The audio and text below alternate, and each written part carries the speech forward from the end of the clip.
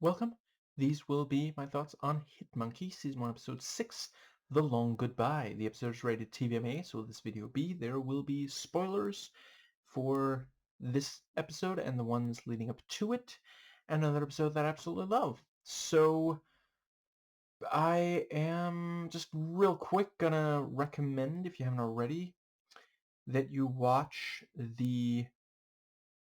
I can never remember which of her channels it is, but it is either her Council of Geeks or her The Geeks Break Room channel. But Vera Wild, the video she did that was my research sort of double check right now, but I believe it's called something along the lines of Postmortem, The Odyssey, and Grifters, something along those lines. And yeah, really excellent video.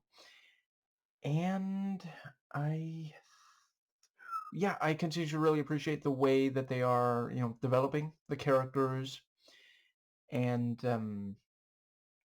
yeah, this one definitely does feel like, you know, it might not be about just getting revenge. The wise man said, the holy man, I guess, said something about, they have to get to the root. He didn't say anything about violence. It's just that the two of them, Monkey and Bryce, both think, it's the thing about when all you have is a hammer, everything looks like a nail. They think they can kill their way into things getting better. And, I mean, the end of the episode, Bryce is still around, and the bad guys are bringing in someone to kill Monkey now. So, yeah, like in real life, a lot of the time, perhaps most, violence just begets more violence. And yeah, I'm gonna try to keep the rest of this video more or less chronological. So yeah, I really love the bit at the opening, as even before Bryce referred to it as a yogurt commercial, which is genuinely so fucking perfect. I can't even, slicing up the vegetables and serving it on a tray in front of someone excited to eat it. Yeah, it's a fucking yogurt commercial. It's amazing. And the the grooming and the bath and the whole thing, just like, yeah. And Bryce is like, oh God, I know I'm already dead, but can you please kill me now? And just the and it's also like, yeah, that she appreciates what he's done and doing, so it makes sense. And the part with the slicing up all the vegetables, fruits, and yeah, woof, and putting them on the tray, and then the cat just gets the squelchy, bit of cat food. That was fantastic. And the cat being like, are you fucking for real right now? I thought I trained you better than this. And the yeah, then there's a threatening, ominous knock at the door. And it's so great because, like, immediately, I'm thinking, I mean, some of the people who want her dead know where she lives, this is, but it's just the cops. And before I even had a chance to think, like, oh, phew, just the cops, it's like, oh shit, Monkey is right there, just in the house, not in front of the cops. So fantastic done, Sirens. I used to welcome the sound. That's a quote, a reference joke. Not, yeah. Anyway, moving on, I think that does bring us to, yeah, and genuinely very tense. At first we're like, where is Monkey, so that he doesn't get caught, but he hid behind the curtain. And then the cat's like, oh, by the way, I know, traditionally I catch rats. This particular case, I'm gonna embody one. The suspect's right here, okay? And that was also, I was like, during the bath scene, I was expecting it to like jump onto Monkey's face and attack from off screen or something, but yeah, I think that does bring us to the entire questioning and the way that yeah, like both eh, I'm I'm sorry I can't remember anybody's names, to quote Spider-Man, but yeah, the rookie cop and the Mun character both think that the other is being ridiculous, you know. And yeah, the line about, she's hiding something. She's a politician. Of course she's hiding something. And yeah, the thing with like, oh, cat, I wasn't allowed to ring my cat. Oh, he doesn't like to be picked up. You know what? Maybe you should leave. And, yeah, the rookie is like, no, how about we don't? And, the see, I think, have I been calling him Dirty Cop? I used to genuinely think he was, like, or Shitty Cop or something. Now I'm starting to really, feel bad for him to a new degree. So I guess Fucked Over Cop is more appropriate. Is like, you know what? Let's. And yeah, he points out you really don't want to fuck with a politician. They can make your life hell. And that is, of course, true. That is part of why politicians, among other powerful people, are sometimes not held accountable for the wrong things they do. And let's see. I think that does pretty much bring us to... Yeah, so I read recently that ICE now wants these, like, gloves that, like, can give electrical shocks. I don't think those are going to be used on politicians, at least not conservative ones. Not Republican ones, anyway. And, yeah, moving on to the, let's see. Yeah, and I like the argument about, you're just jealous of her and her fat cat. That cat was cute. So we're having the important discussions here. And, yeah, when Mun goes back to check on Monkey, he's gone. And yeah, I like how both, Monkey and the cops have this like board that they're tracking it on. And yeah, Bryce. Oh, it was also really funny when Bryce is trying to watch a TV and then Mun turns it off and he's like, I was watching that. She can't hear you. He's still not used to that after, like, I mean, days of this. He's still acting like, yeah. Right, it was also, oh my god, I laughed my fucking ass off when the cat is like, meowing in a displeased way, and then Bryce is like, right? Thank you. This one gets it, Yeah, like, it's okay. I mean, I guess there's some change. No, yeah, right. It has by this point been made clear. Bryce understands other animals as well. Like, he doesn't only understand monkey since dying. And I think that does get us to... Yeah, and so we have the thing about how they can't hold Rooster. Which, I mean, listen, never tried it with a rooster. Have tried it with hens. If they don't want to be held, super difficult to hold them. And they'll give you quite the exercise if you try to chase them. But to be clear, not some strangers' hens, my father's. And when asked to, when the need arises, I have helped. Sometimes they get out of the coop. And yeah, so I think, does that pretty much get us to the... Let's see. Yeah, oh my god, the part where, so yeah, at one point, as they're at the door, Mun is like, too bad the cops are so ineffective. Maybe you need somebody to help clean up this city. I mean, I don't speak police-ese, but I'm pretty sure that translates directly to I am guilty as sin. And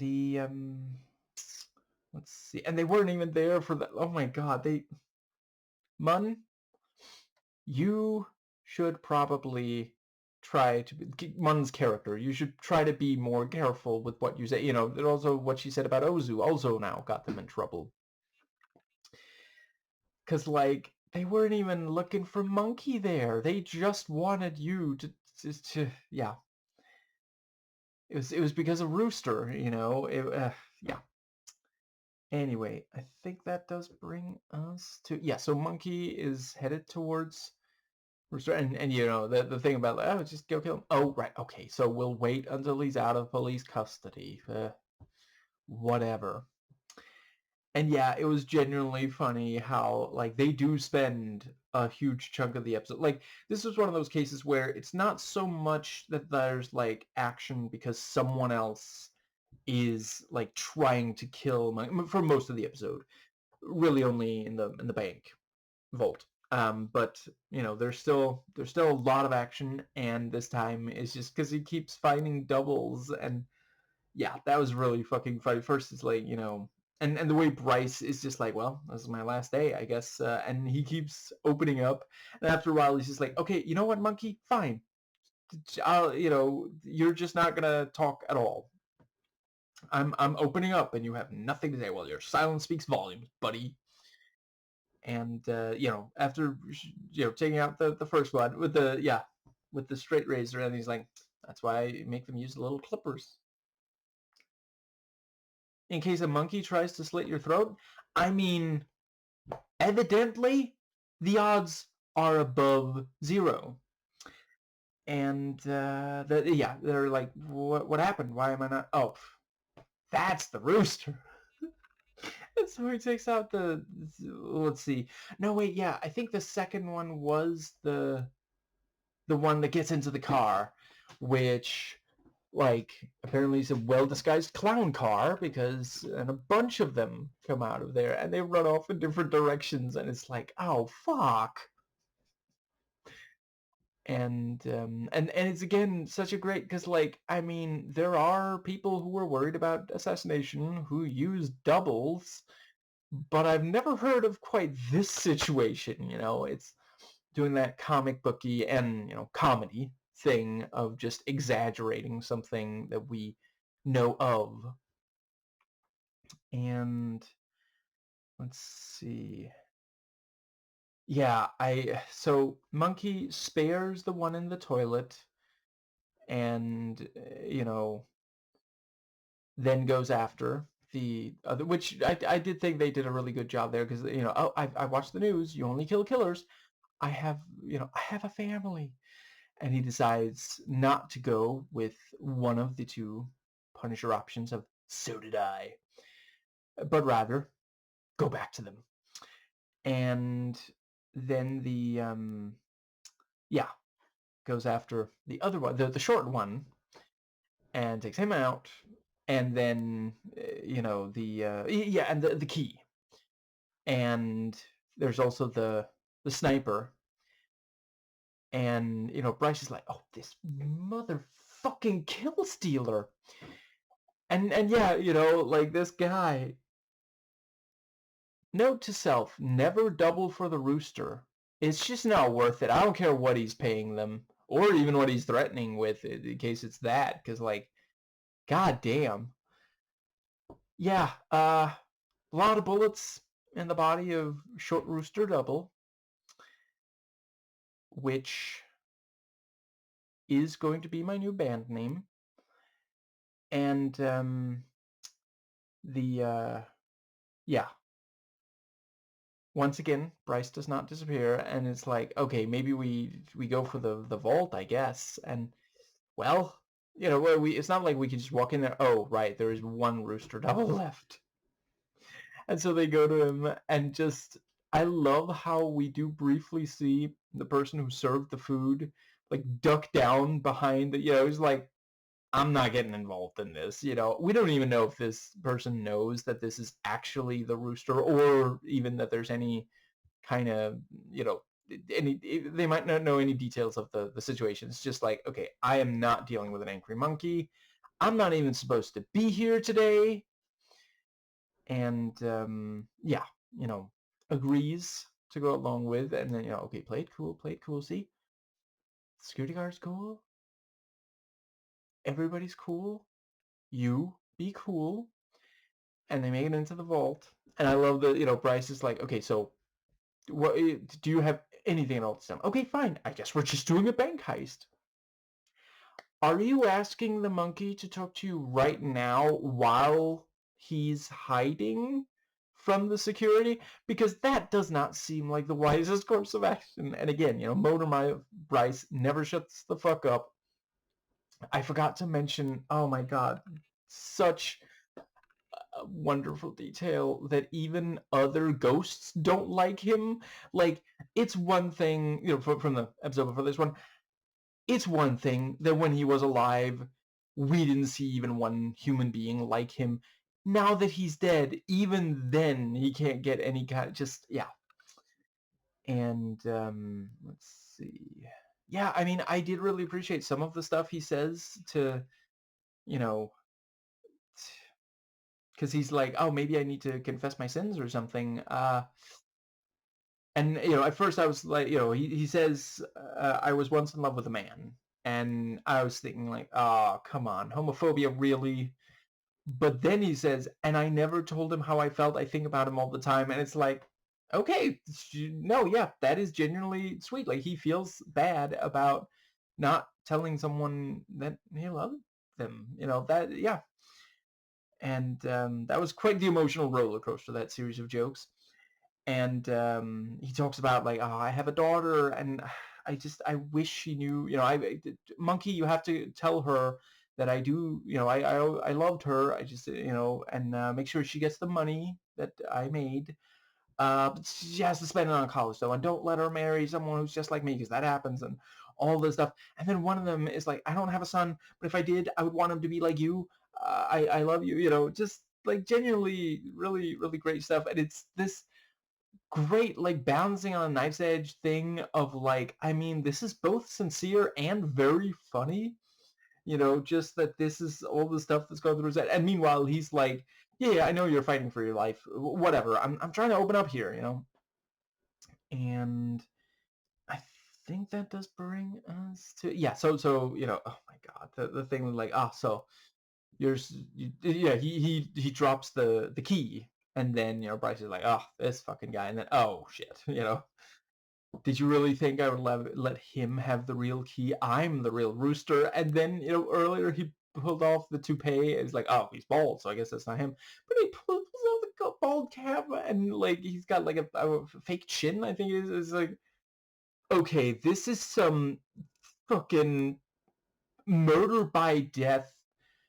Shit, death by murder. God damn it. Death by murder kind of level. Jesus Christ, man. And yeah, Monkey is stunned, and so there's a proper fight, and as usual, it's a really great one.